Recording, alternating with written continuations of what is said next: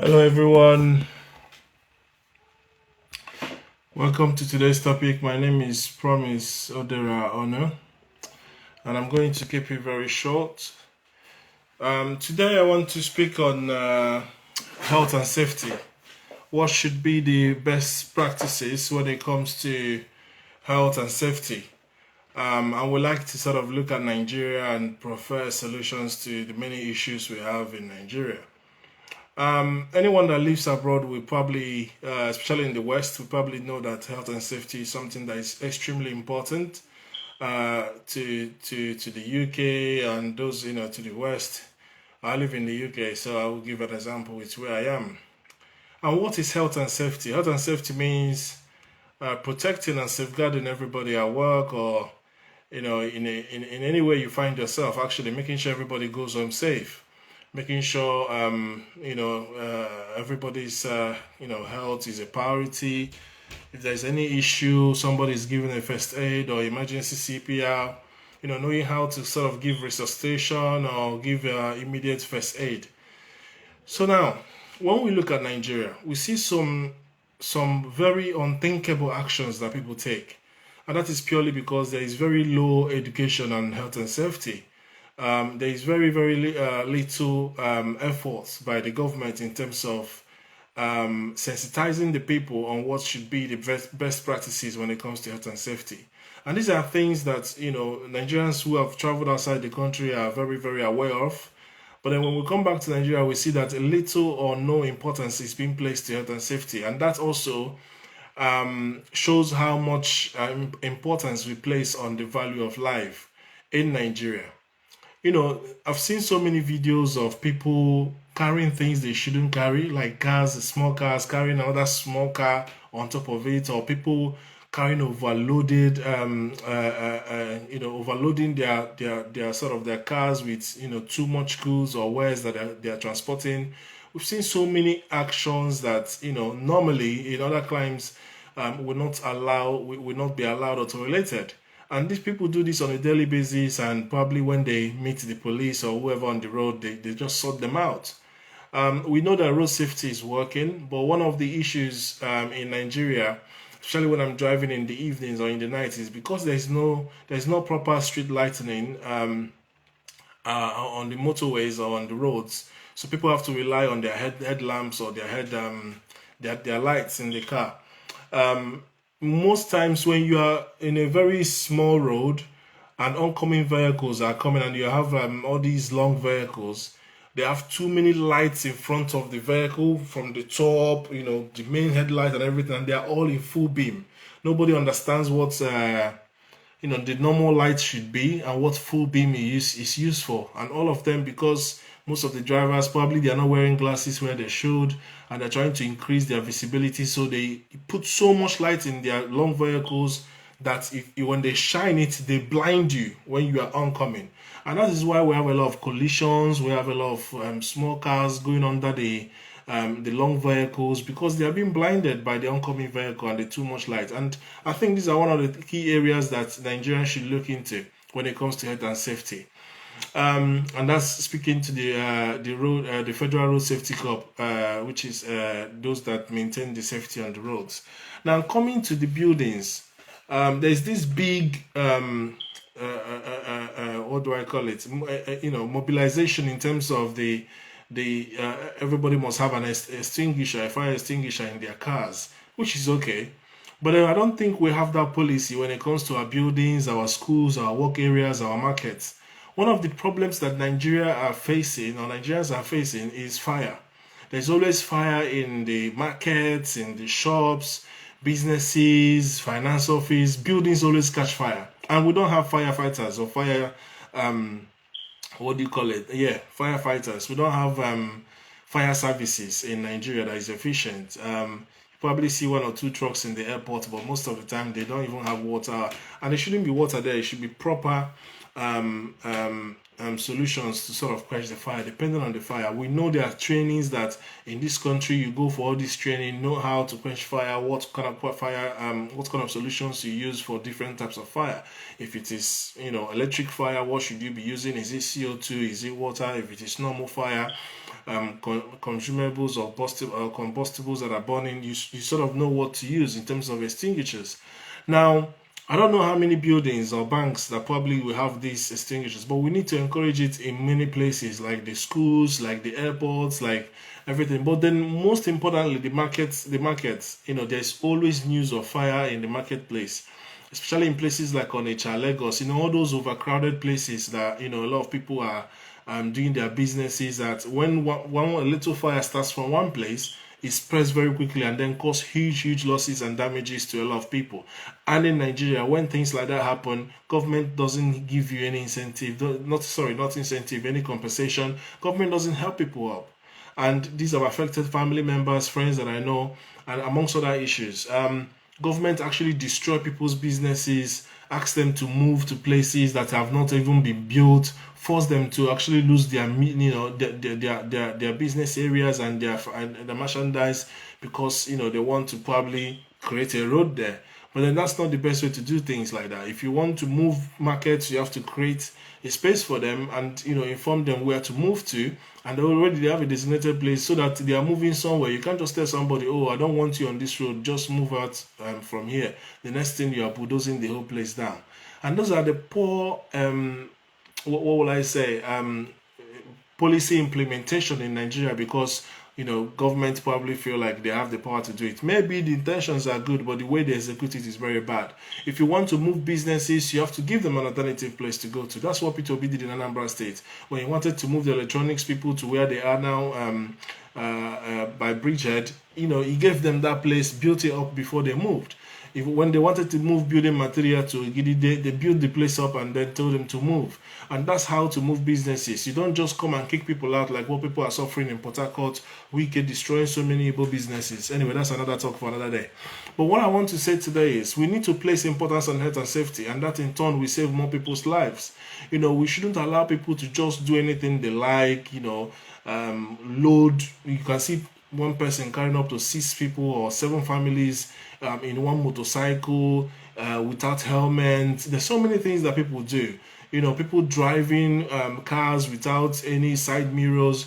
People, there are some extremely punishable offenses in Nigeria. And this is back to there's no record keeping, so there's no way for you to sort of administer a ban to say, okay, you're not allowed to drive anymore, or we are banning you not to sort of drive anymore. There's no system like that. So we need to first of all create a powerful, robust, driving database or system that if anybody is driving, they can also have a sort of they will have their names in the ministry that looks after issuing of driving license. Because in Nigeria, even if you don't know how to drive, you can just apply and get driving license, which is really bad.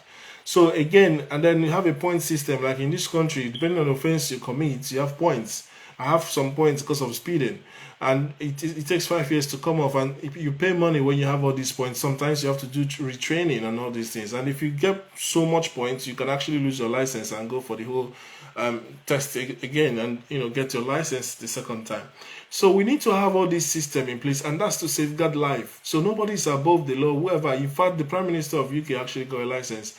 Got a ticket for not wearing his seatbelt, and that's actually in his own interest to protect himself. So when you look at these systems and look at what is happening in Nigeria, what should be the best practices today?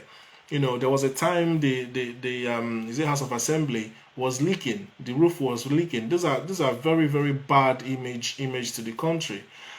We know what is happening to Senator Ike Kweremadu, who has been sentenced. These are also bad image to the country. Regardless of what your child is passing through, you should understand that as you love your own child, other people love their own children. So other person's child is not whether you have money to agree with the person that you are going to buy off the kidney, there are processes to it. In fact, when it comes to donation of organs, it's usually best to get from your family.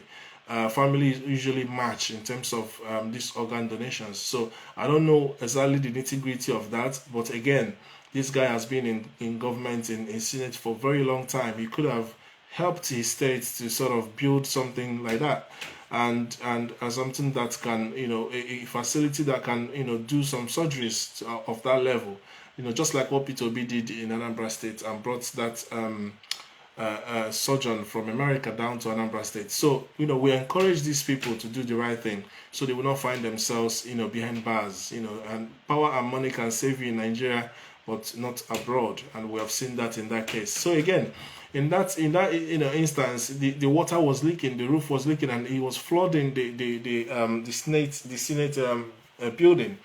And again, they've wasted a lot of money in sort of refurbishing or refurbishing or renovating that particular building when that incident happened. I think a few years back. So if you look at all these things, you see that little or no value is placed on the quality of items we use in our building material, and we've seen a lot of building collapse, and that's because there is no health and safety checks in all these places. Here in this country, almost everything you do, there is health and safety looking at you with those ego eye, making sure you're not messing up, making sure you're doing everything to standard, and that is purely because they want to avoid all these incidents we're having in Nigeria, fire issues or fire incidents, collapsing of building, everything you do not want to hear. That's what you hear in Nigeria. So we need to intentionally put policies in place, put structures in place, put systems in place to checkmate people on what they are doing. Go to schools, look at the nature of buildings, of the infrastructure. It's nothing to write home about. It's not even about buying a fire extinguisher and putting in those places, because the building is in very, very, very, very bad state. And that is across board, both state schools, federal schools, and local government schools. And it speaks volume of how much we pay attention to even students and education places. So not just schools and what have you, but I think the more emphasis is where this fire is always happening, which is the marketplace, and there is no support for businesses when they collapse. People have to start looking for personal level help or support from families and friends, looking for who to give them money, and it's usually a very painful and shameful process, and nobody wants to help. So we need to find a way, and we must find a way to buy. I think every state should have enough number of fire trucks. And I'm not talking about the 1.2 billion naira spent on fire trucks. We need to actually be honest enough to get these trucks at the real price. I feel like Nigerian politicians really hate Nigeria. They really, really, really hate the country. I feel like our politicians, unfortunately don't like us. They don't like the country. There's no love, there's no patriotism, because it seems like anyone that is in there is just looking for his own pocket, for his own survival, for his own family, for his own children. And then at the end of the day, they don't understand the concept of building something that everybody can enjoy. Because it's like you are being penny wise but then pound foolish.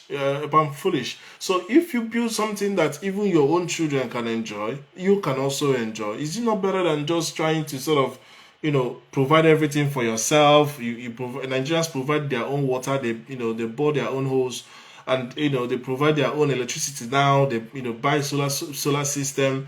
They even build their own roads, because governments are not coming to do those things for you. So you see people in an estate contributing money to tar their own roads. In some cases, you have to even pay government to allow you to build roads, because they use those roads to sort of get money from government and pocket the money in the name of contract allocations. So you look at all these issues. It's as if we're in a country, but we're not in a country. A whole block of building on my campus got burned because there is no fire on campus. Exactly. It's one too many. It's like one of the commonality of news that we hear from Nigeria. And these are very drastic. Fire destroys a lot of things in minutes. It destroys, even if there's no life, or it sets people back a lot, And the thing is, if, for example, if somebody tells you to move your business and you're losing the place of business, at least you can save some goods. But what fire does is that fire burns both the shop and the goods, so you are left with nothing, especially when it happens in the night. And it baffles me, especially in Anambra State as well, that there's always fire in Onitsha, always fire, or in Lagos, there's always fire in Lagos, and you're wondering, if these things are occurring all the time, why can't the governor have pity on these people and say, okay, fair enough, we need fire service, and these things used to be there. But then they say, oh, sometimes they are not doing anything. Even if they are not doing anything in a month, what of that one particular day that they will have emergency? These are what other countries are doing. They make sure there is always fire service men on standby 24/7 just in case they are needed. They can save one property that can, set a whole family back for years or destroy lives even. So we need to take these things as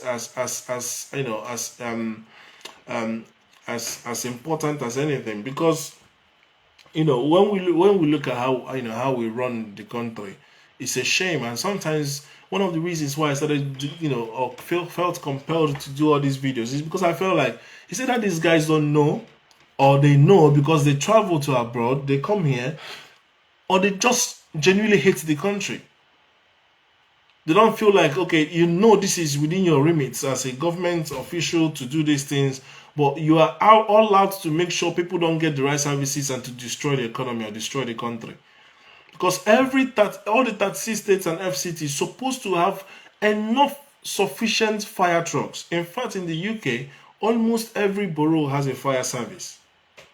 Every borough, so that there must be a good response time to any 911 call, to any 999 call, rather. So in Nigeria, do we even have emergency services? If you're in trouble, can you dial 111 and get connected to either police or an emergency center that can send somebody to you? For you to even get the police, you have to go to their stations, pay them money to fuel their car before you get them to come with you.